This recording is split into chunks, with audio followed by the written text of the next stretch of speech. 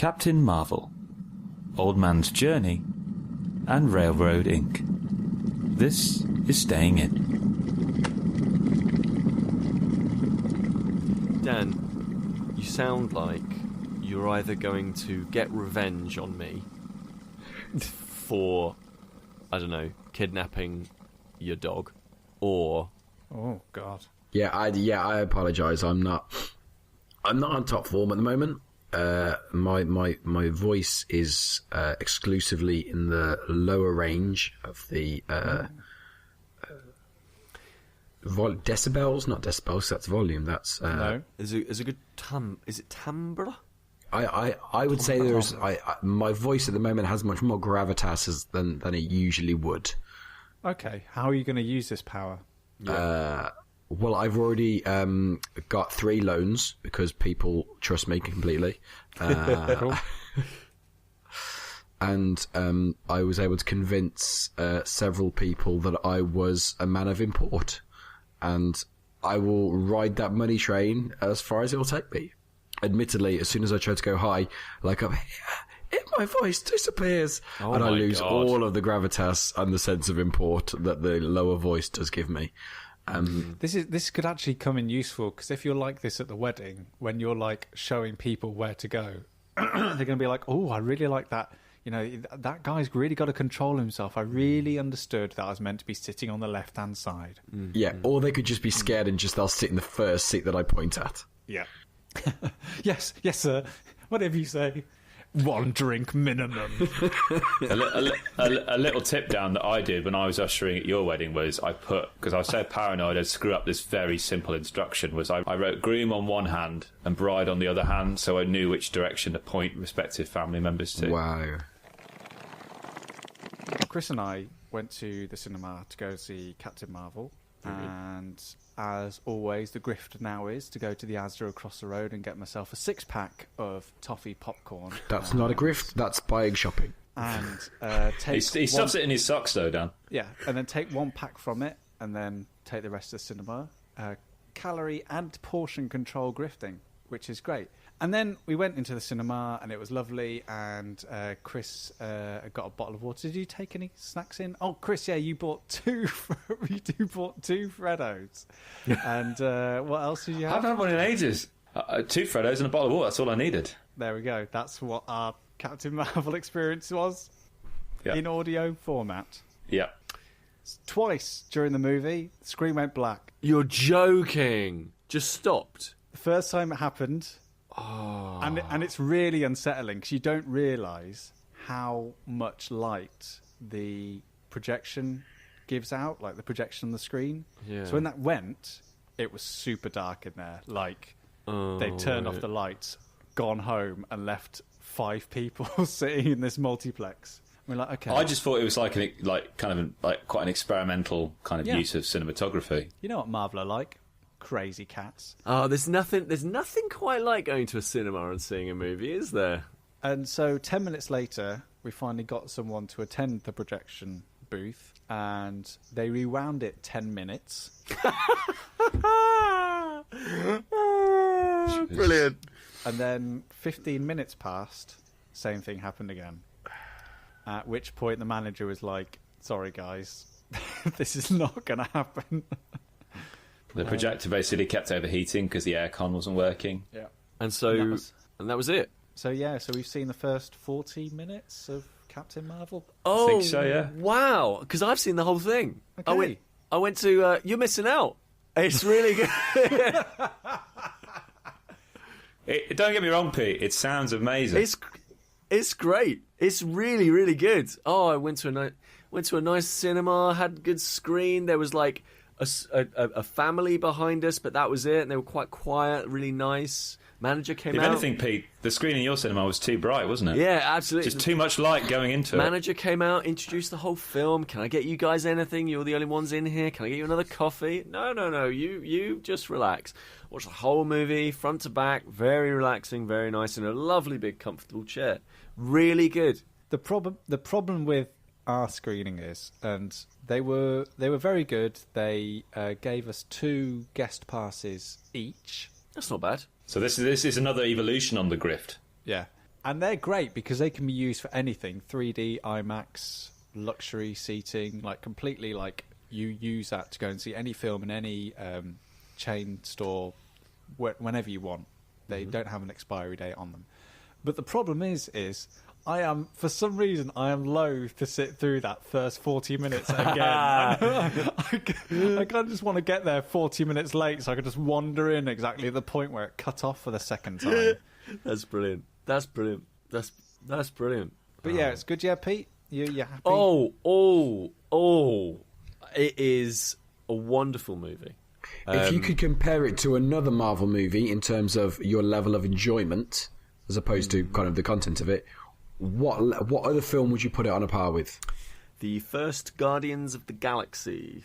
Well, it's a high bar. It's a high bar. Wow. It's very, very good. It's very good at setting up everything you need to know. Like all the other Marvel movies, it's very good at setting up all you need to know, cutting away everything you don't need to know, but with just enough references so that, like, idiots like me go, that's because of this. And it is funny and exciting. It's a very exciting movie, very quick movie. Takes quite a lot of risks in the way that it presents itself. Not in terms of like it's not a risky movie, but like it's cut a bit different to the other movies. Like there's some really interesting, slightly trippy stuff every once in a while, and it is a very exciting story. And by the end of it, you're like, I am looking forward to seeing if they do more with this.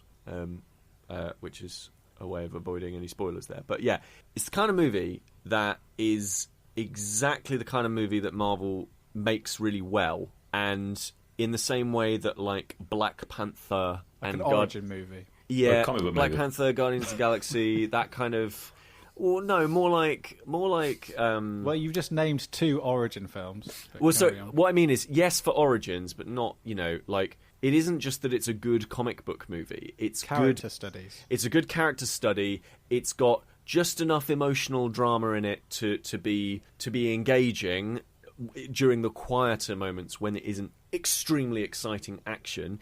And it's also pushing more down the interesting, like, diverse cast and crew kind of thing. Like bringing in different editing techniques and a bit more like of an artistic flair to some of the moments, but also putting front and center people from backgrounds that don't often get to be front and center.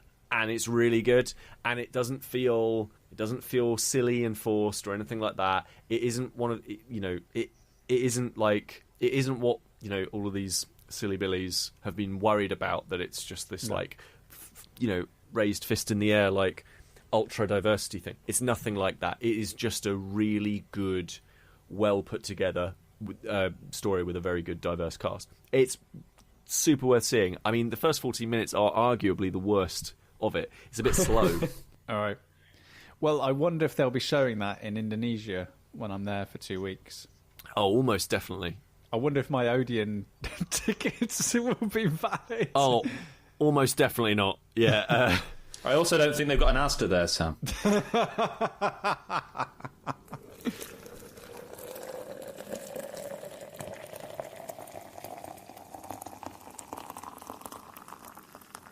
So, is it too late for me to be writing my speech? Is it too late? Is it too late? I watched one YouTube video that was like, "Are you starting this 24 hours before?" And I thought, no. No, that would be irresponsible. Well, so this is your groomsman speech, isn't it, for your upcoming nuptials, which are, let's be honest, this Sunday? At time of recording? Yeah. Time Sunday. recording, it's 6 days away. At the time of publishing, it would have already happened. Yeah. Sure, this is your last pod as a single man. That's amazing. Make sure you get your last pod in as a free man. Where's the podcast? I mean, listeners are going to notice that the vocal change in the next episode. The clink on the keyboard is, I don't know, rubbing my ring across it. Anyway. Well, what you do on your spare time is up to you. Well, at first I thought, I'll I'll just wing it on the day because Yeah. No, Sam. This feels like a bad move. Because really, it's just Yeah. thank you, Mum. Thanks, Dad. Thanks, new Mum. Thanks, new Dad. Don't they look wonderful? Thanks, Kris. My wife. My wife. No, don't, Sam. Right. If you take anything away from this conversation, okay, anything away from it, if nothing else, do not introduce your wife by saying, my wife. I mean, if you do that though, it will make my speech by comparison look a lot better. Well, Kris, this is the interesting. I was speaking to a guy at work about this today. Okay. And he said to me, the groomsman speech is great because no one's expecting anything of you. Everyone knows it's just a thank you, jobby. and that's it. But everyone will laugh at you, which then makes the best man's job equally harder because they've got to follow that. Where Brilliant. literally I don't do anything, everyone laughs at me and goes, "Oh, wasn't that lovely?" And then Yeah. I have to say, Sam, having done a groom speech, I can promise you, you will have the most generous audience you have ever had in your life. and I'm gonna lap that up. Don't you worry about it. I've got 5 precious minutes. How long's my speech got to be, Sam? I think you've got. I've just done the appendix. I think you might only have 5 as well, maybe 7. I don't know, Kris. Dan probably told me when I did it, but I did not pay any attention. I just read out what I wrote. So It was just a happening. Yeah, I don't think we had timescales for ours. all right. It's not like the Oscars band is just going to play me off. Yeah. Just someone's there behind it, just like cutting their throat. Just get him off. So how far into the process actually are you, Sam? I'm down to the first toast, so I'm down to family.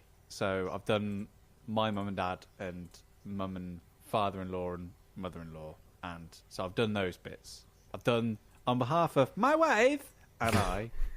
Want to thank you. And Odd. it's great that you all will be here. Joke.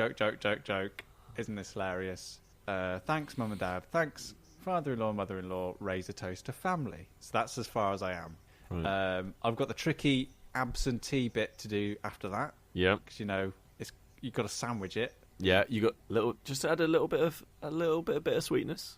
A little bit of just a little bit of sweet. like, but like no, a little bit of like it's that bittersweet thing of like it's that thing of like I know that they would be very happy. It's that sort of like and everyone's like that's nice, isn't that nice? Yeah. And another one.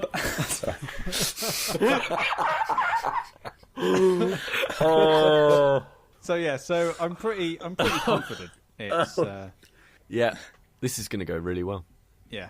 And Lisa's I'm just doing off the top of my head, so I don't have to write that bit. So that's fine. I would at least think about it and maybe jot some notes. I've thought about it. I know exactly what I'm doing. I've got a prop. Whoa. Okay. I mean, okay. Is this like a funny emu, hat? like an emu puppet? If Lisa was here now, this is what just like if Lisa was an emu, I think she'd sound. I don't want to say what the prop is because it's, okay. It will ruin what the speech is. But as part of this process, I have been because it was ages ago that I saw Dan do the speech. So I wasn't quite sure of like who have I actually got to mention, like what's because the protocols around it. And I watched this one YouTube video where it was like a groomsman's speech is full of lots of must-haves and some might-haves. So put the might-haves in with the must-haves and you'll have a great speech. And I was like, great. All right, brilliant. Was that the whole video? No, I just kind of skipped to the bit where I just wanted to know who I had to thank and say. You could have just asked me who I thanked. Oh, God. Yeah, but then I wouldn't have got Then it'd be thanking just your parents, Dan, and Holly's parents. Such great. I remember once, actually, I went to a wedding before I was best man at Dan's wedding. Yeah. And the best man gave a speech And I went over afterwards, and as a show of solidarity and support, I went, fantastic speech, that was great. Oh, I've got one in a couple of months. I'm pretty nervous about it. At which point he just handed me his and went, there you go, use that. Brilliant. That's amazing. Anyway, so as part of my process, I have been consulting hitch.co.uk and reading some of their examples of speeches as submitted by genuine people. I don't know. Let's figure that one out. So, but so far, all of them have been atypical blokes who write such things in their speeches, such as Ian wrote. Yes. Thank you for your kind words, Kerry. Don't know who that is. It's good to know how you feel about me and Nick getting married, especially knowing what you witnessed on the stag do. Lads. Hang on, did he write lads? No, he didn't. Okay. That's subtext. The subtext is lads. Okay, so we've been planning this wedding for some time now. Well, I say we. Really, Nicola did all the work. After sharing some of my initial ideas, Nick thought it best I play to my strength. So I arranged all the booze, bar snacks, and I've been practicing my breakdancing moves ready for later. No! Just why? This Honestly, is... Pete, it's been an absolute nightmare trying to find guidance that isn't. I know, it's really like all the next one by Kevin. Right? Go on. Kevin starts up with, gents, sincere apologies, we're double booking FA Cup final day. If I was marrying, what's this person's name? Kevin. If I was marrying this Kevin person, I would immediately be like, what is this about? Like, I would be furious. I would be absolutely livid if they said, oh, sorry for double booking this other thing. Like, it's not, what's the response? What's the best response that you're going to get? Like an awkward sort of like, or does that just fly? Does that fly out in the, I don't know where these people get married. Like, Churches. Yeah. There's another great one, Kris. Spelled with a CH. I've been warned that football talk is banned, which is good because Arsenal have had a terrible season. Yet again, the World Cup hasn't started yet. But we all know supporting England is nothing to be shouting about. Why are you talking about England? Yeah. Talk about your beautiful wife. And best man. I have to say, and family. Like, I think there's a place for this because obviously not everyone who's getting married has got a drama degree and knows about presentation and script writing and all that kind of stuff. Sure. So fair enough that a lot of people might lean on that, and that's just part of their personality. They might be football mad. Like, I probably bet a large amount of money that Lisa's dad will mention Man United at some point. Like, I'd rather be out, at Old Trafford. But that would be hilarious because that's like, we all know he really wouldn't. Like, he's just being... But like, every single... On this website, every single one is just the same. Looks like the same template of like, just how do guys who don't know how to write a speech? I'll just put in stuff about football and bants, and you'll get away with it. And I just think it's actually more of a hindrance to read these templates. It's actually just to do it off the top of your head. It's been like, Christ, There's one which for some reason, whenever they put it in, all the THs have come out. So it's just like. Thank you to my brand new shiny Moa-in-law, Laura. We'd like to thank you all for coming and celebrating our special day with us, and for all our support. And I bet you they were so nervous they literally just read it as written. Oh man! Oh my gosh! I think my favourite one of them all was one that I shared with all of you, It was just the sort of phrasing that this guy used, and it was just another big thanks to my two ushers, Pekka and Wes. I was like, what? Pekka and Wes. It's like, oh, it's been brilliant. So, but as you say, Kris, like, especially when I was writing my best man speech, like, those websites, unless you literally have no idea of what you're saying and what you're doing, but it has been hilarious. And I did think about maybe I could crowbar some in, but I thought I've not got much time. I mean, it's too late now, Sam, but we could have done them together. We could have done like a lovely duologue. You could have done one of those like presentations in front of a television where one of you is talking on the screen and one of you is stood in front of the screen talking to the person on the screen. Don't do this. Lisa does this all the time when I say I've got a surprise for her, and she's just like, "What is it? Like a chocolate bar?" And it's always a better surprise than I could have ever imagined. And it's just like, no, it's just a penny or something. We could have done like a promenade production, Kris. Like, walk with me down Sam's life. Well, Sam, if it helps your speech, we could. I mean, it's still time for us to give Pete a new nickname and just start calling him Pecker. Oh, imagine that. He's already got enough. How many middle names has he got? He's got about 6 or 7. Well, it could Pecker be, Willington. But the thing is, Willington. it could set me up. It could set you guys up for the night, like to help you break the ice with family members and people you don't know, who will obviously come up to you and be like, you know, you're obviously members of the groom's party. I could say, and thanks very much to my groomsman. There's Pete Pecker Wes Willington.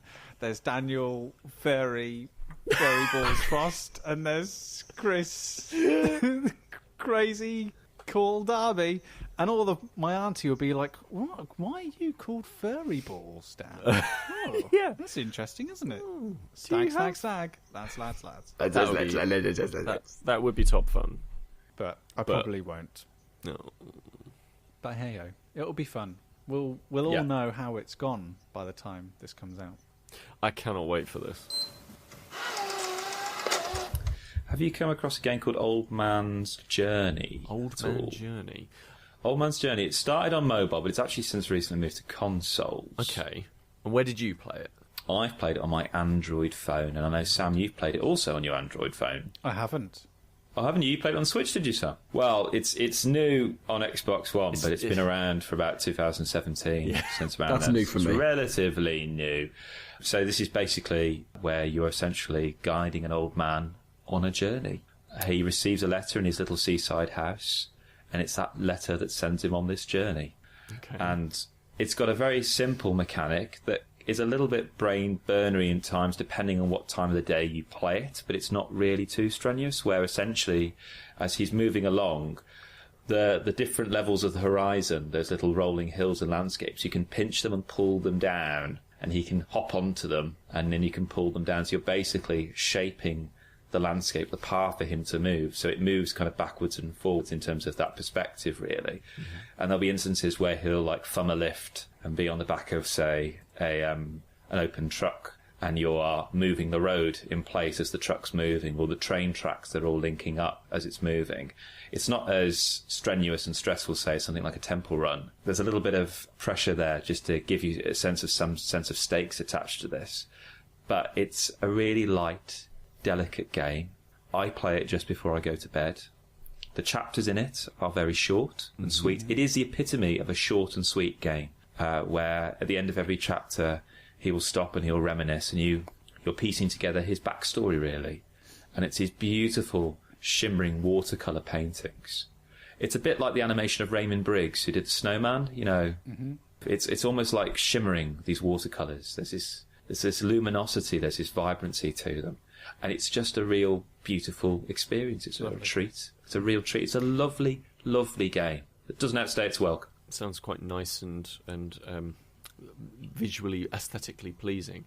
But why would I care? Like, what's the hook for the story? The hook for the story is wondering why he's gone on this journey. You find that out right at the end. It's also, for me, my job is quite stressful at the moment. Just having a game that feels like I'm actively doing something, but it's not stretching me too much. And there's an episodic narrative. There's no spoken dialogue in the whole game. Everything is done through gestures, and there's lovely little choice bits and little nuggets of story hidden where you'll press on doors in houses and they'll open up. A little looped animation will suddenly play and things, but they don't spell those things out for them. You've just got to look for them by tapping around. It's just a lovely experience for those who don't want to read a novel, you know, oh gosh, where am I in this plot? I can't remember. Or they don't want anything particularly taxing, just a light thing for me before bed.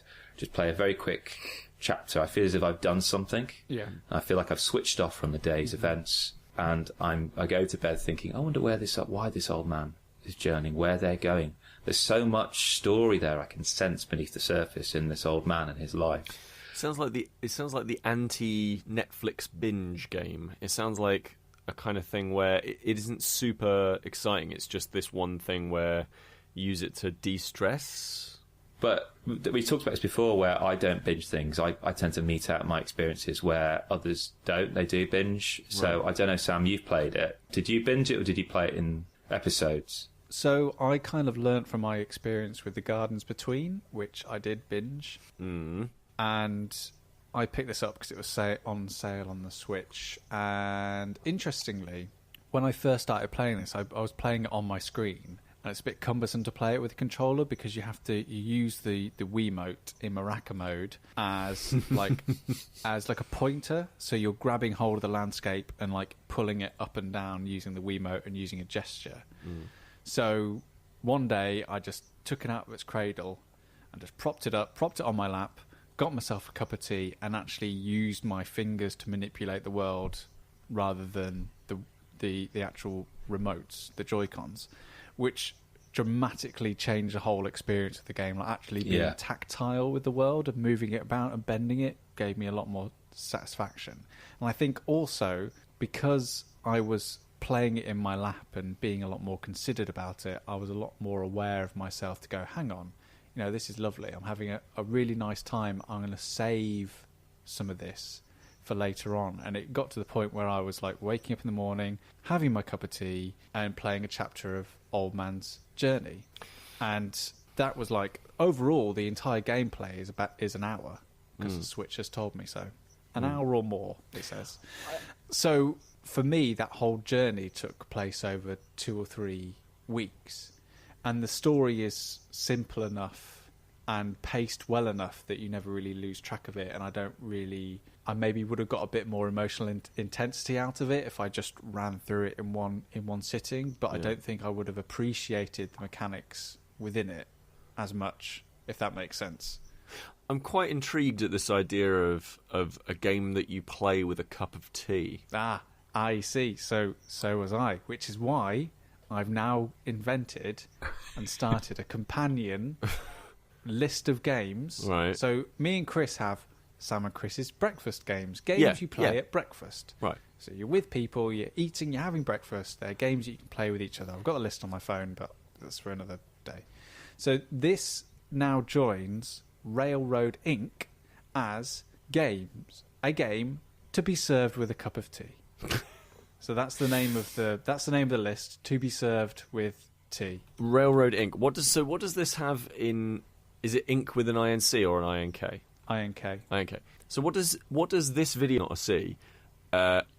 What do you think they have in common that makes them tea drinking partners? Because what they have in common is the fact that the action, the input into them, is not equal to the input out of it, if that makes sense. So for Railroad Inc., you roll 4 dice, and then using those 4 dice, you then have to build your railroad and roadway structure in order to score the most points. So in terms of what you're putting into the game, you're just rolling dice, and then it's up to you to take those shapes and fit them in on your map. So if you're sitting there and having, a cup of tea, it's perfect. You can sit back, look, and consider exactly what's going on whilst drinking a cup of tea. Same with Old Man's Journey. Your input is very minimal. You're just moving things up and down. Like, the puzzle doesn't get any more complicated than that. So really, to understand what's going on, you have to sit down, take a sip of tea, consider exactly what's going on, or just wait for him to make his path from sort of left to right. And Railroad Inc.'s also interesting because it's also a multiplayer game. Up to 6 people can play it at the same time. And I was speaking to Kris about it whilst we were waiting for Captain Marvel to come back on. And the experience of Railroad Inc. is super interesting because it's like being in the same room with someone and reading the same book at the same time. You're having a shared experience, but it's also completely identical to you. So when me and Lisa play Railroad Inc., we just won't talk throughout the whole of it. And then at the end of it, we'll turn around our games and we'll show each other what we've built and what we've created and how many points that scores. So for me, that's a great game. Like, we'll have a cup of tea with each other, maybe a little snack, and we'll just be playing it and rolling dice and playing it and rolling dice. We don't have to speak. We're having a completely shared experience, but it's also individual. So games to be served with a cup of tea. So far, I'm feeling considered. Yes. No time pressure. No, minimal input. Minimal input. So something like, let's take Ganshon Clever, which is another roll and write, which is exactly what Railroad Ink is. Railroad Ink is a roll and write. Okay. But Ganshon Clever is probably not a to be served with a tea game, because first of all, you've got 6 dice to roll. So you write one down, you roll them again, you write one down, you roll them again, write one down. That process is happening so much quicker. You're having to do a lot more like physical input into the game to get that engine roll. When you get to the end of the game, it really slows down and you have to really consider exactly what you're going to do. So by that time your tea is cold and it's just not very good. Yeah, that's not a good experience. tea-based situation. It's a very good point, Sam, actually, because that's actually a perfect way of putting it. Actually, there are games that you can't play while having a cup of tea. Like playing Spider-Man, my tea just goes cold because you have to pause the game to drink your tea. Whereas Old Man Journey, I can press on the screen, watch him walk, and I can just have a few sips as he makes his merry way there. Exactly. Do you know, Hideo Kojima, one of the few sort of interviews that I remember is from Official PlayStation 2 magazine back in the day. And I think it was Kojima who said, that when he was doing the cutscenes for Metal Gear Solid and Metal Gear Solid 2, he accounted for something called cigarette time. Okay. And basically, and I guess this is sort of tea time as well, right? He basically came up with this idea that a lot of people playing, this was back in the days when we didn't know that cigarettes were bad for you. Basically, like, he had this idea that people would light a cigarette while they were playing Metal Gear Solid 2 and take a drag on it and then put it into an ashtray, and then they would want a certain amount of game time, and then they would want to go back to their cigarette, at which point they would want to not be doing action. And so this was why he put so much like action, then cinematic, then action, then cinematic, action, then cinematic. And that game is really broken up like that. And he talks about it in terms of cigarette time. Now that we know cigarettes are probably bad for you, I guess maybe that's tea time, right? You could build a game around the idea that, well, you probably want to have a sip now. Well, the only way I'd counter that is, as a player, I want to know when my next sip's coming. That's true. So when I'm playing Old Man's Journey or Railroad Ink, as soon as I roll those dice on Railroad Ink, I can take a sip. I can consider. Yeah. Like, I'm under no time constraints. Like, I know I've written one thing down, I've written another thing down. I know that it's just going to, if I'm playing on my own or Lisa's playing or whoever, I know all they're going to need to do is roll the dice before I'm next, like, into sip time. Like, that is really minimal in Old Man's Journey. Or with one hand, I'm doing one thing, I could be holding my tea in my other hand and sipping at the same time. So I think you've got a point, but I would just be aware that in that situation I'd be wondering when's the next sip coming. Right, so you were also dictating the time in which. That's what I mean by like time pressure, right? Like in an action video game, it will happen when it happens. Whereas with this, it's not a fast game. It's not a time delay game, but it's also no social pressure either, it sounds like. The difference is one is a game that you can drink a cup of tea with. Yes. The other one is to be served with a cup of tea. Beautiful. That's a really good distinction. Don't turn this into a horrible thing. This is a lovely thing. And the lovely thing is how much we've raised. And I say we, really. I've been looking at the leaderboards. And we are falling. Like, we are like just about in control of the top 5. All right, no. Well, I thought it would at least delineate between running and walking. Bitterness. Well, we're meant to be raising money for charity, and there's exactly. I don't like this whole top thing because it's turning me into a bastard.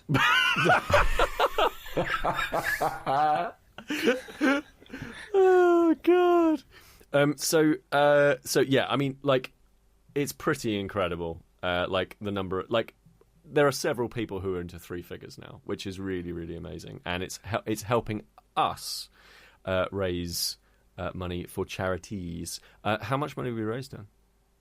As it stands right at the moment, I checked it just before I came online, and we've raised so far $336.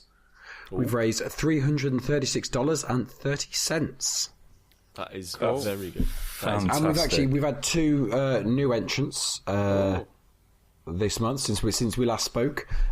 So one of them actually has arrived just today, who is someone who goes by the name of Matthew Gasson. So welcome, Matthew. Welcome, Matthew. And also we have someone who goes by the name of Max Davey, who's been in cycling, but that's fine. All are welcome. But yeah, Max has been cycling for charity and doing some good numbers. So That's welcome, amazing. Max. Join the That's team. fantastic. Welcome, one Thank and you all. very much.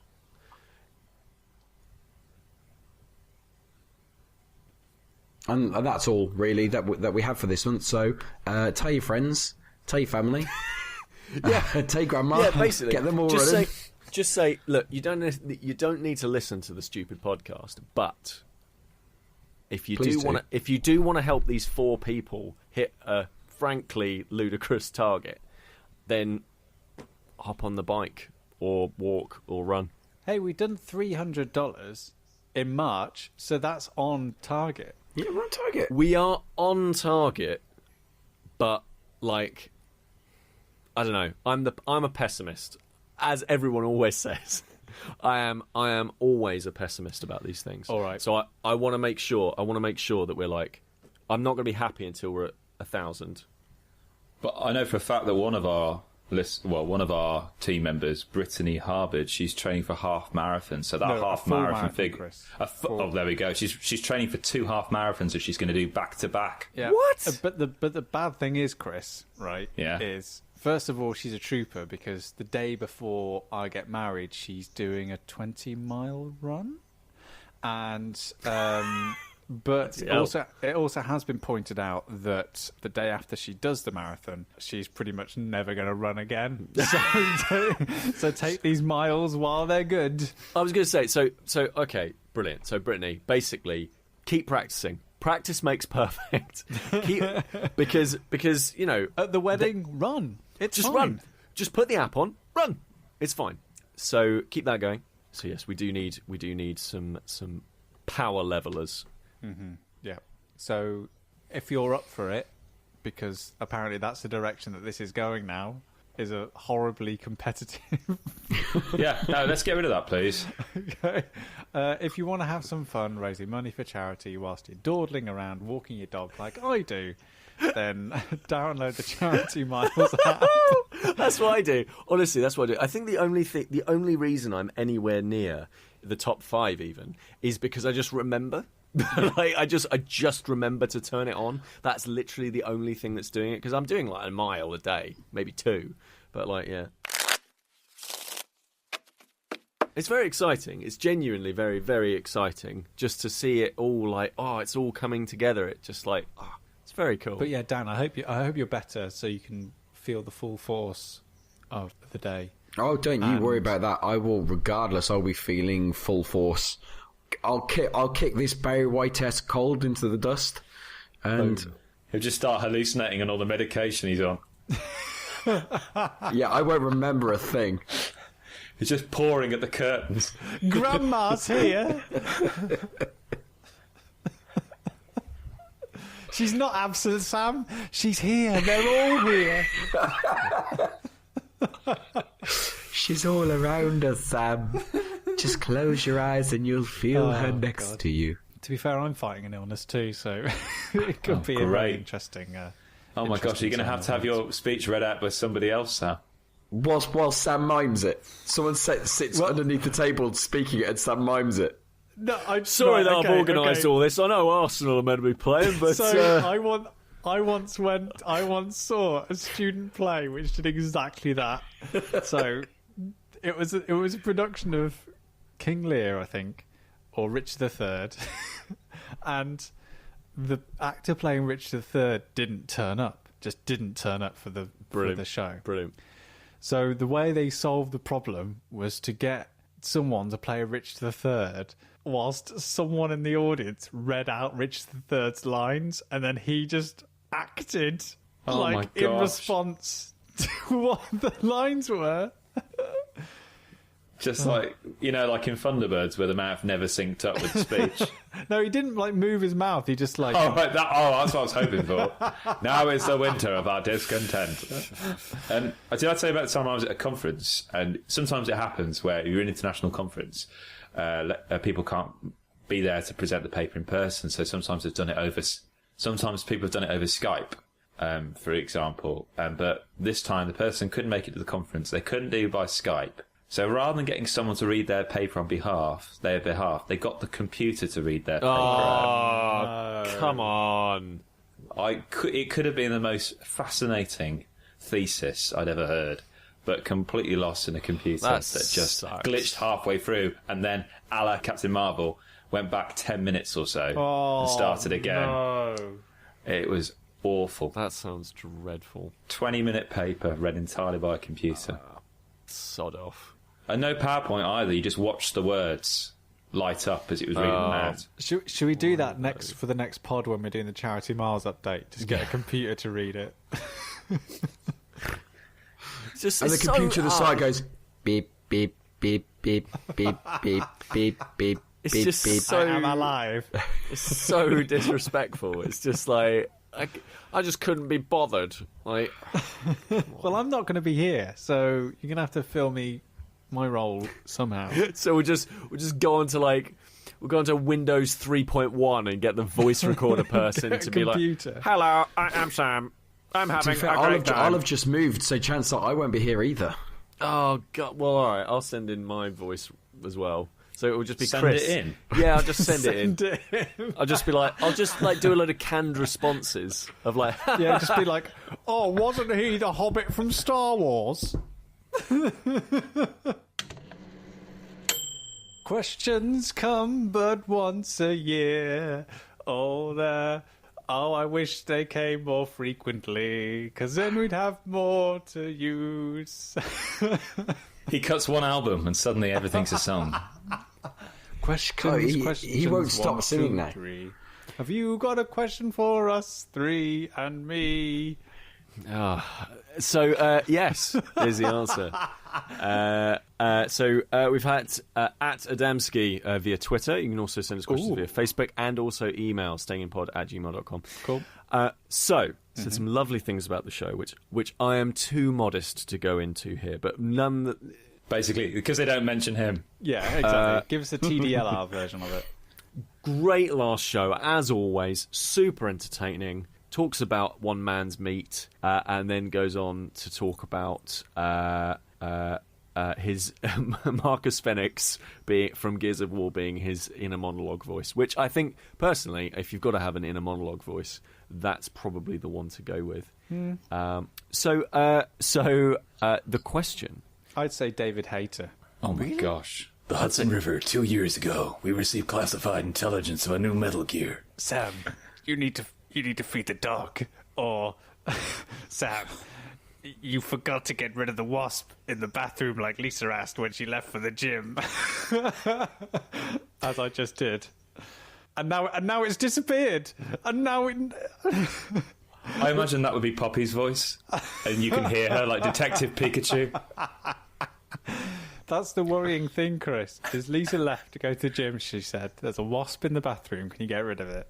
David Hayter's voice didn't remind me, and now she went up into the bathroom and it's disappeared. So now it's his home, and now we have to burn down the house and move. Did I tell you about the time I tried to get rid of a spider using a glass and a piece of paper, which is the classic technique, isn't it? Yeah. And it's not the one people say where you put the paper over the spider and whack the paper with the glass. It's where basically, you trap spider under glass on paper, and for whatever reason the paper wasn't good enough, and it started to loosen up as I was opening the window to kind of throw it out. And I felt the spider touch my hand, and I panicked and I threw the glass and the paper out the window in the rain at about 6:30 in the morning. So I had to go around my house to go just to the back garden in the rain just to fetch these things. The thing I hate about the glass and the paper technique is where you hold the glass outside the window, you remove the paper, and you go, right, job done, bring the glass back in, and the spider's just there, just like clinging to the on. edge of the glass. And part of you's thinking, fair play, actually. I think you deserve to stay. Well, this is actually to do with Adamski's question. So he's actually asking us about inner monologue voices.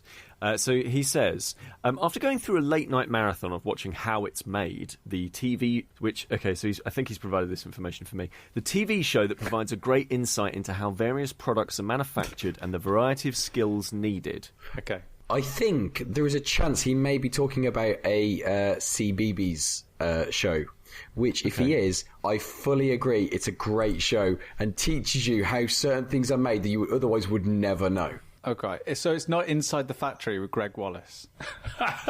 Cooking does not get tougher than this.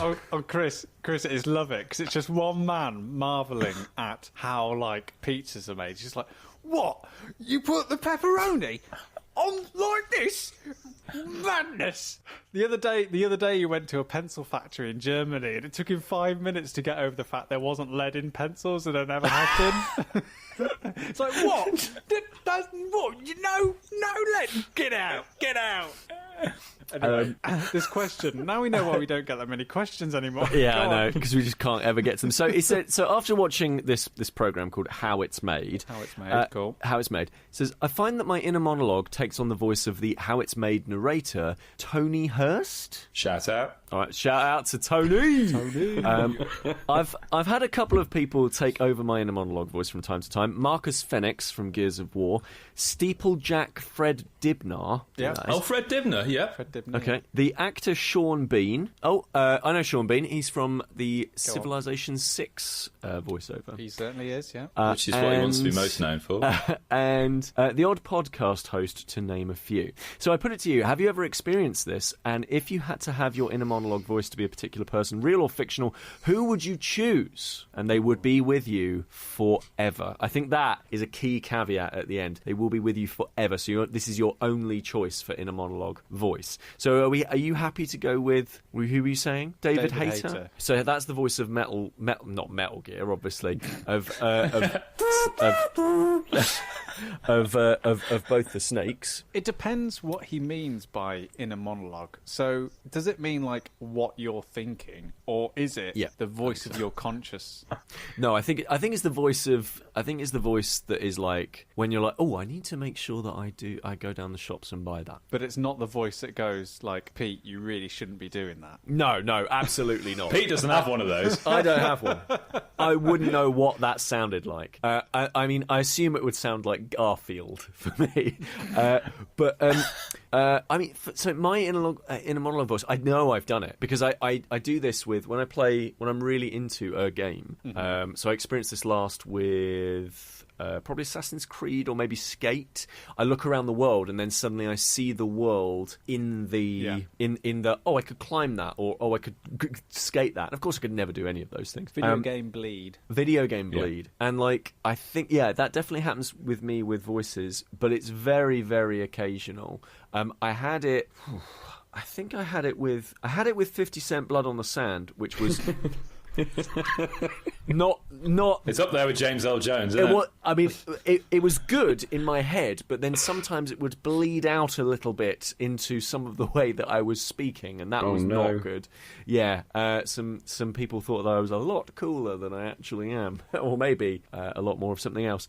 But, so there was that. And as a side note, Adamski says, I've never had a lady's voice as my inner monologue. I wonder if ladies only have female voices in their head. That's interesting. I've never had a female voice being that.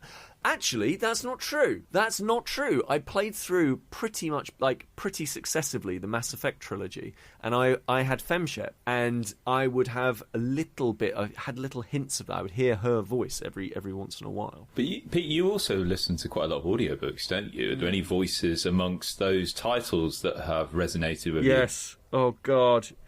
No. My the guy who's legit been in my head for ages has been, pause for dramatic effect. The guy who's been in my head for ages has been an actor called Christian Rodska, who you might recognise the name of, but he's doing a voice which is Sir Winston Churchill, because I've just read The Great War basically a 3-volume, 45-hour-long thing about World War One, and he puts the voice of Winston Churchill on for the entire thing. It is Churchill reading you Churchill's book, and it's like, Christ. oh god, I had 40-odd hours of this stuff. So it's not like the dog on the car insurance adverts.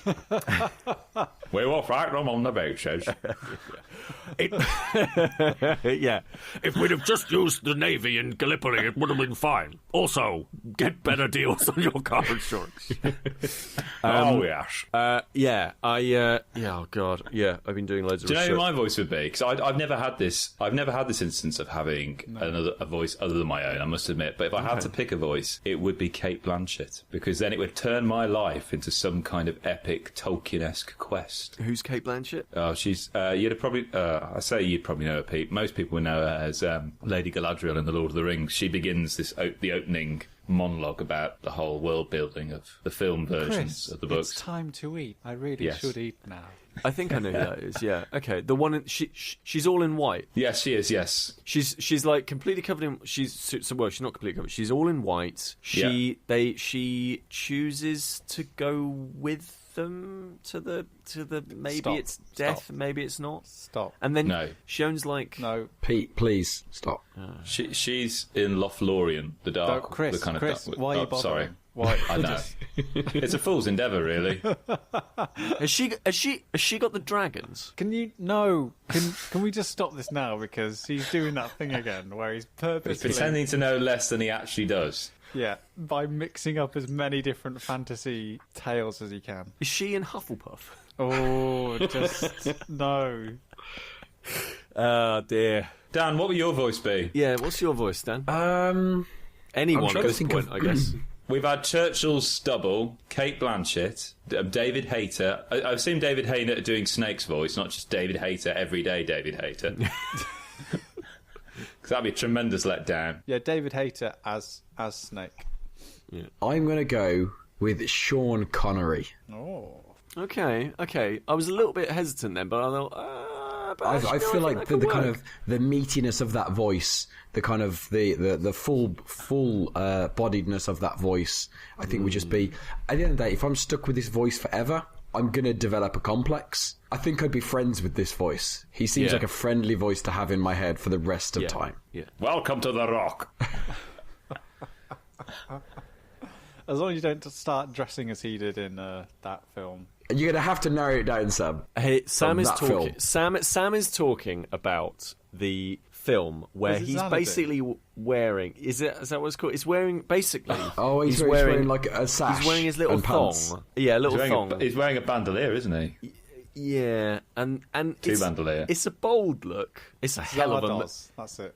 yeah. It's a hell of a mood, but it's not. And he turned down the role of Gandalf in Lord of the Rings. That's Did because he? you can't say hobbits. Hobbits. So yeah, I think. Wow, what an array of inner monologue voices we all have. I think the one part of Adamski's question that I would like to just narrow in on is the fact that he said in the past he has sometimes had podcast hosts as the voice in his head. Oh. Now, what I want to know, have we ever made an appearance? Oh, as a team? As a team, has he had 4 voices in his head at one point? well, all 4 of it. Oh God! And if not, what can we do to get into Adamski's head? Do you know what? There's absolutely no way, because if he had, he would have ended it all. Because honestly, It would have been like M. Night Shyamalan Split. can you imagine all 4 of us just nattering away? Like, it's bad enough with myself. Like, all 4 of us in one person's head. It's too much. That was Staying In with Sam Turner, Peter Willington, Dan Frost, and myself, Kris Darby. If you've enjoyed this episode, make sure to subscribe to us wherever you get your podcasts. If you'd like to leave us a review too, that'd be absolutely fantastic. We'd be really chuffed to bits. Now, for those of you who want to compete with us or don't want to compete with us, and actually you're just more philanthropic than that and you just want to do stuff for charity, come and join our team.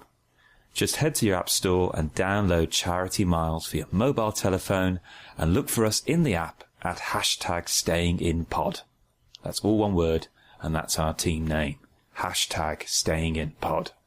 Finally, a big hearty congratulations to Sam and Lisa on their marriage, who I assume are listening to this on their honeymoon. Thanks for listening.